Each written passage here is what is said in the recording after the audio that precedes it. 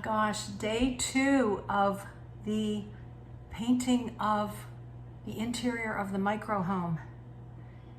And what a day it was yesterday. I think Patrick worked close till 6 o'clock, but we were losing light fast in here. And then as it was drying last night, we came into some challenges with the brush and the roller technique. And we talked it through this morning. I mean, he is really a humble guy as far as being able to talk things through and willingness to learn. You know, I'm just learning from him. I mean, people get set in their ways. They have a certain way of doing things, and he's open to perfecting what he's doing, and I'm very, very grateful. So we talked it through this morning, and I ended up going to Sherwin-Williams after a long few hours at Lowe's the other day.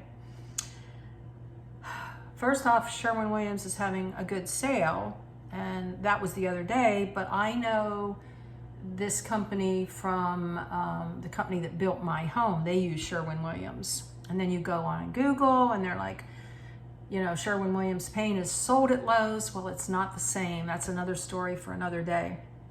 So I went to Sherwin-Williams today and made some adjustments. I showed you all the tools that I had bought, like that kit with the big roller and the pan and, you know, the roller brush all in one. Not the way to go, guys. Not for shiplap.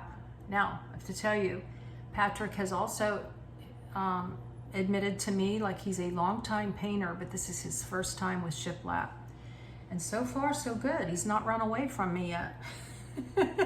We don't know about tomorrow, though. You know, tomorrow's a new day. But anyways, for today, I decided, actually, before that, God placed, oh my gosh, in my path, a professional painter at Sherwin this morning. And I wasn't going to talk to him because I wasn't planning on hiring him, and I don't want to use up his time. But the guy behind the desk that I know, Eric, said, "Hey, Will, would you talk to her she has a few questions." And Will was like, stopped everything to answer my questions. And a couple times he reinforced to me, "No worries, don't worry about it, you're fine."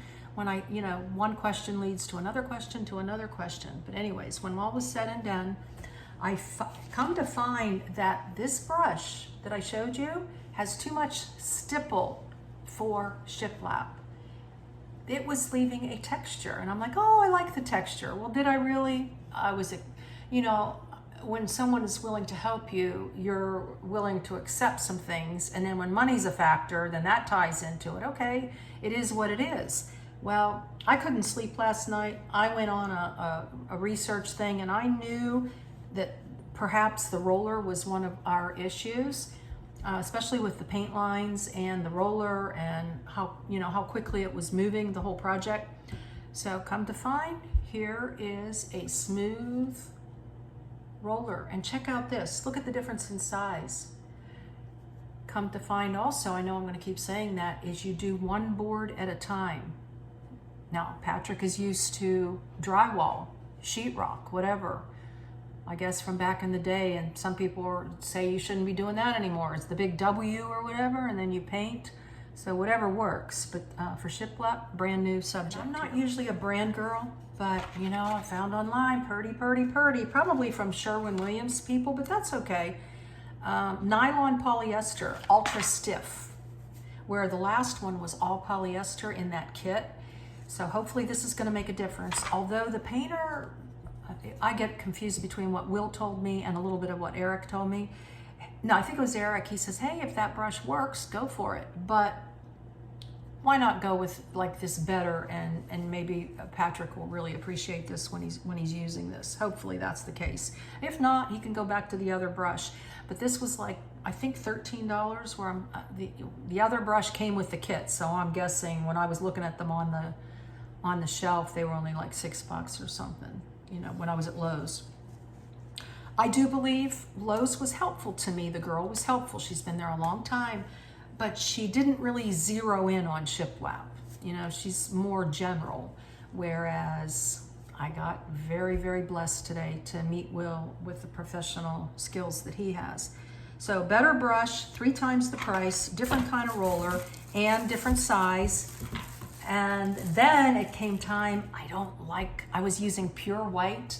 Alabaster and pure white are like the top. I told you that like Joanne from that program, she likes the pure white. I'm like, okay, I'll go with pure white. No. It has like a little gray cast, although Will said first coat is not going to give you your true color. You're really going to get your true color in the second coat. So I was like, okay, well maybe that's why. We'll get more pure white as we go. So, but anyways, I decided to ditch pure white for the walls, and Eric was all over that. He's like, I would not use pure white for the walls. He says, have something a little softer. That the pure white is too. So I'll use this for the trim. I already have 3 gallons of this, but you can take your paint back to Lowe's if it's not opened. And then, guys, I went with Drift of Mist. Drift of Mist. And I know this kind of, you can't really see that well. This is my floor, piece of the floor. Remember, I'm going to make these into some cool plaques down the road. And then this is the color of the cabinets. When you walk in, I don't want somebody to say, oh, your walls really match your cabinets. Well, my cabinets are only in the kitchen, but I'm doing the entire house, the micro house, with one color. So I don't want the cabinets to be a focal point. If they were custom cabinets, and this was something really special, then yes, but I'm not going matchy-matchy. So this Drift of Mist kind of pulls it all together, but you'll have to stay tuned for the finish. That'll be another video, probably 3 videos on this painting.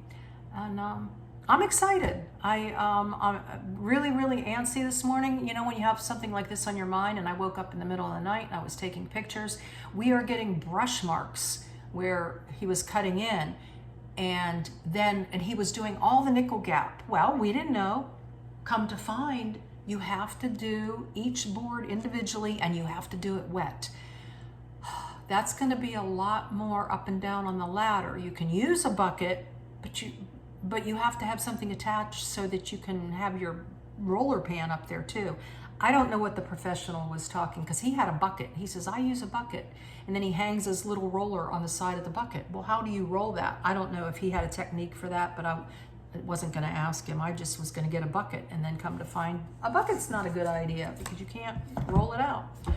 So now we'll do one board at a time. We'll do the nickel gap first, the trim, and the trim is only supposed to be like 1/4 or 1/8 of an inch. It's not supposed to be trimmed out the same way you do regular walls.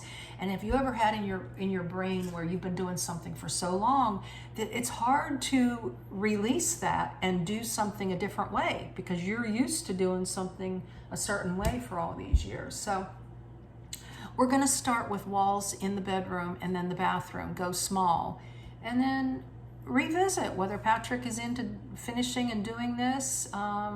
He said he'd like to volunteer in every state in the country, so God bless him. What a cool goal, huh?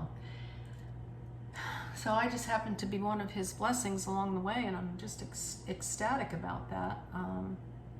But yeah, we have too much of a demarcation between the brush and the roller, and you can see, they're not pulling together. So I don't know, maybe 2 coats would take care of all of these issues, but we're still not going to be doing 2 or 3 boards at a time like we were yesterday. I'm saying we, but it really is Patrick. So guys, that's a lot of babbling, but I will show you later on once we've got like a wall done, and I'll give you a little update on it, okay?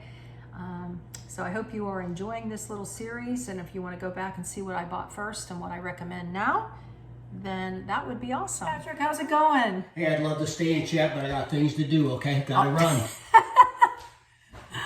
Gotta love his sense of humor. All right, guys, you heard him. Out of the mouth of the worker bee. You'll have to stay tuned as we show you the progression with the new tools, whether it makes a difference or not. I'll ask Patrick what he thinks, because he's the main man on this. He's the hands-on with this. One thing I did forget to tell you, though, is with the Purdy, they only make a roller thing to go with the smaller brush, or I keep calling this a brush. It's a roller. So that's quite interesting, Purdy's got you there. And I'm excited with the color. So you'll have to stay tuned for that as well. This will be a 3-part. And then maybe at the open house, you'll get to see the entire home all completed and finished and painted. If Patrick sticks around long enough, you know, we don't know now. We don't know. But I love this drift of mist. And then as God would have it, thermal spring is on my front door, and waterfall is the exterior walls. So it all has to do with water. Patrick said, did you plan like ahead of time? You were looking for the names before the color? And I was like, no, not at all. I get a kick out of paint names. I think that would be a fun job. So drift of mist, waterfall walls outside, waterfall, and then thermal spring is the door. How fun is that? All right, enough out of this babbling brook today. It is getting too long. Again, you will have to stay tuned as we see what Patrick's up to. He's doing some taping today too, so he can get a close edge, because the idea is, one thing I forgot to mention, is you can vertically roll like right there in the corner, like where you're trimming or where you're cutting out. And then you'll bring your roller across horizontal on the boards. So again, Patrick's used to a vertical, so that's got to be in his brain. He has to be thinking horizontal now, which can be hard too. Horizontal, vertical, but just in the corner, and then that should take care of the problem that we've had. The biggest problem is the lines that the brush was showing, and then when you roll, and of course I didn't have the right roller. And also I find out 2 coats. I don't know. Will the painter was like, you need to prime even if you have paint and primer.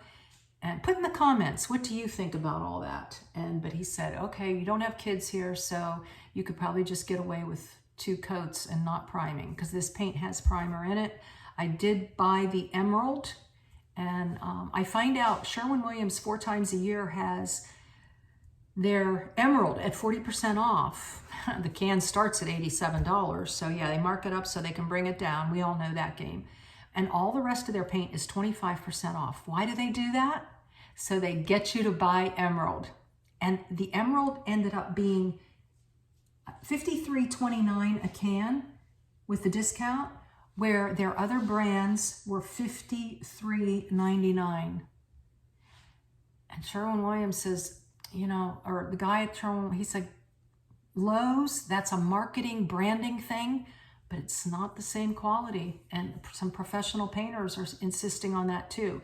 What do you think between Lowe's? I have Showcase for the pure white from Lowe's. So we'll also ask Patrick that. What does he think about the consistency? Because there's more solids in more expensive paint overall. And I've been told that the emerald is very forgiving, and even with amateur painters, which I don't consider Patrick an amateur, but myself, it would be very forgiving with your walls and how you paint. So, all right, we'll see you in the next video. Blessings in your day and joy in all your painting projects, and joy in the journey, your journey. Love you guys.